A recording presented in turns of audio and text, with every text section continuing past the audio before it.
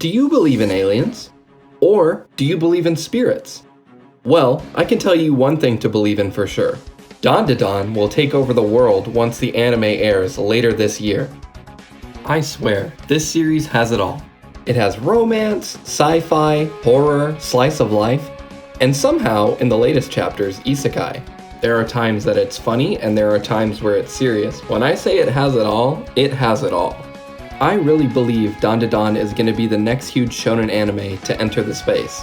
Even just as a manga, it has a ton going for it. The mangaka is former assistant of Tatsuki Fujimoto on Fire Punch, and also a former assistant to Yuji Kaku on Hell's Paradise. Maybe the most exciting thing is that it is animated by Science Saru, the team behind the critically acclaimed Keep Your Hands Off of Eizouken. I'm sure you're wondering to yourself, what is DanDaDan? What can we expect from it? That's what we're going to be covering today, so let's get right into it. Hey guys, real quick before we get into today's topic, I just wanted to thank you for the support on the first video. I cannot believe it got as many views as it did considering it's my first one, so just wanted to say thanks. And of course, if you enjoy the content, please consider liking and subscribing.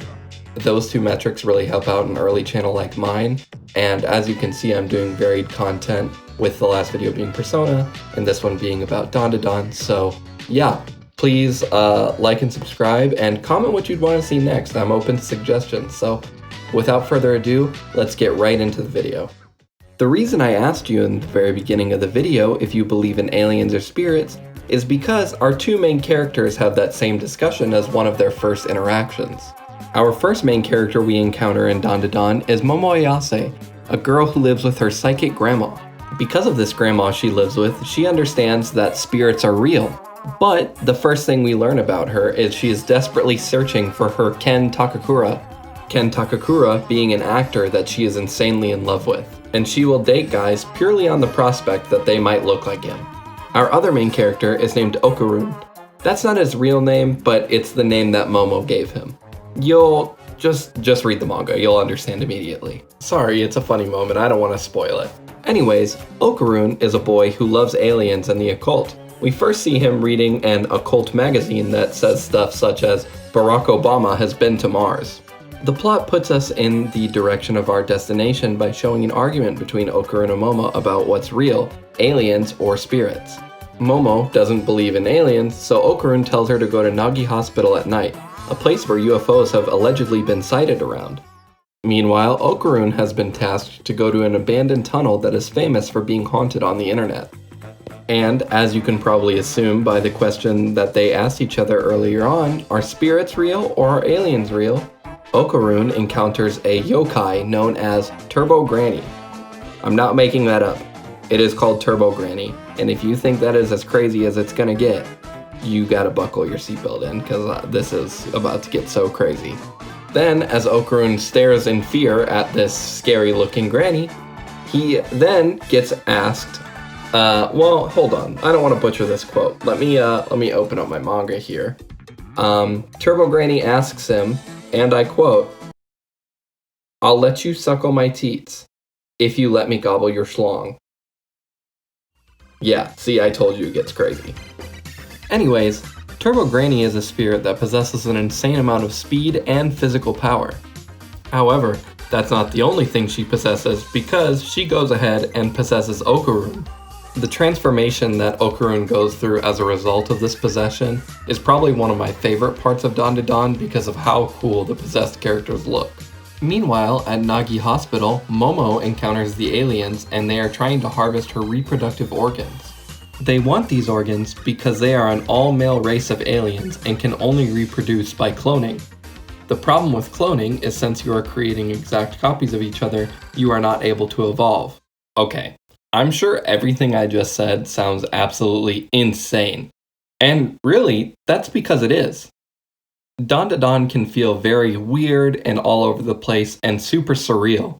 I mean, literally at one point, our main cast is fighting a cult that feeds a Mongolian death worm, which is a giant worm cryptid that lives in the Gobi Desert. At another moment, they are fighting alongside a giant Godzilla mech against various aliens, and one of them being the Xenomorph. Despite how much everything gets pulled everywhere though, Not once have I felt that we have strayed away from the core of what the story is, which is especially impressive because these constant surprise factors can be distracting if not handled carefully. As I've alluded to throughout this video, DanDaDan has tons and tons of references to cryptids, aliens, and yokai. There's clearly a huge amount of care and research that goes into these depictions as well. The example we're going to inspect as proof of this care and research is more recent in the manga, like within the last 5 chapters. I'll be leaving out any story-relevant, spoilery type stuff about this character. We're just going to be looking at his design, but just wanted to warn you just in case you didn't want to see it. This character seems to be possessed by the very famous yokai known as Karakasa Obake, an umbrella yokai that is known for having a few important features. The first feature, arguably the most important besides being an umbrella, is that it has one eyeball. And the second one is that the end of the umbrella is usually a foot adorned by a Japanese sandal called a geita. A last relatively common trait is that it will have a long tongue that is sticking out. Now, let's take a look at this possessed character in DanDaDan. Probably one of the coolest references in the series is the subtleness of the posing of this character. A lot of the poses that this character are put in are poses that hide one of his legs. This is really cool because with the geita sandal motif, it makes it look like Karakasa Obake's one leg with a foot at the end. Not only that, but we do see that one of his eyes are also covered up, a reference to Karakasa Obake only having one eye. I will admit, something that I mentioned is really iconic about this yokai is the tongue, and we haven't seen anything with the tongue yet, but when I was telling you this character is new, he is very, very new, so there's a lot more we have to see from him. I personally love it when series pull from things like yokai or mythology or anything like that, so the accuracy of these depictions is a huge plus for me on a series like this. I think probably the biggest draw to this series has to be the art. Yukinobu Tatsu is very clearly a very creative mind with a very high skill ceiling when it comes to his art. One of my favorite manga panels of all time is in Chainsaw Man. It's the panel where Reize is holding up the 2 heads in front of the headlight of the car. You just get to see how beautifully the darkness surrounds her and it creates this really creepy image.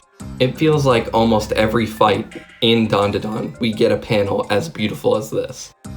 Also, the creatures he comes up with are just very visually interesting. They feel about equal parts creepy and ridiculous being in a good way, obviously. Tatsu specifically points out that a lot of his creatures are inspired by the series Ultraman. Speaking of Yukinobu Tatsu, he is a very talented artist and has been aspiring to be a mangaka for about 10 years now. Before DanDaDan, he has worked on a lot of one-shots and some short-lived series, but they didn't really gain any traction, so he just decided to become an assistant for his career instead. Then he met Jump Plus editor Shihei Rin, and Rin recommended that Tatsu should draw freely without thinking about a story, as he is such a talented artist. Later, then, he was struck with the genius of DanDaDan, and I really believe that this was how the chaos of DanDaDan was created. In fact, Tatsu and Rin worked together on the DanDaDan plot, but didn't really know where it was going until about chapter 3. In an interview with Rin, he was asked why he would recommend such a crazy idea to a mangaka at all. To which he confidently responded, "Yukinobu Tatsu has a lot of potential which he cannot express if he is put under certain restrictions." And with all the hype generated around this series, I think we can safely say this is some of the most successful advice that's ever been given. I mean, come on, it's literally getting an anime. Regarding the writing style of DanDaDan, I actually think they also said something very interesting about the depiction of horror in the series. Tatsu has compared the horror in DanDaDan to the horror in Tomie, the Junji Ito manga. Tomie has a very sad origin, and he doesn't necessarily want that all for DanDaDan, so he'll try to break up some of that sadness with humor at the end. Just a little joke or a gag to lighten the mood so we're not just left empty. And to be honest, you might think that this would take away from the story, but I really feel like it doesn't at all. It's handled very tastefully. If you want to be prepared for the invasion of DanDaDan on your timelines or feeds on social media, I would really recommend reading the manga. Like I said in the very beginning of the video, there's something really in it for everyone. And if you really give it an honest chance, I think it'll definitely be worth your time. I mean, really, even if you weren't that attached to the story, I feel like the art alone could carry this series for some people. Waiting for the anime is completely fine too, though.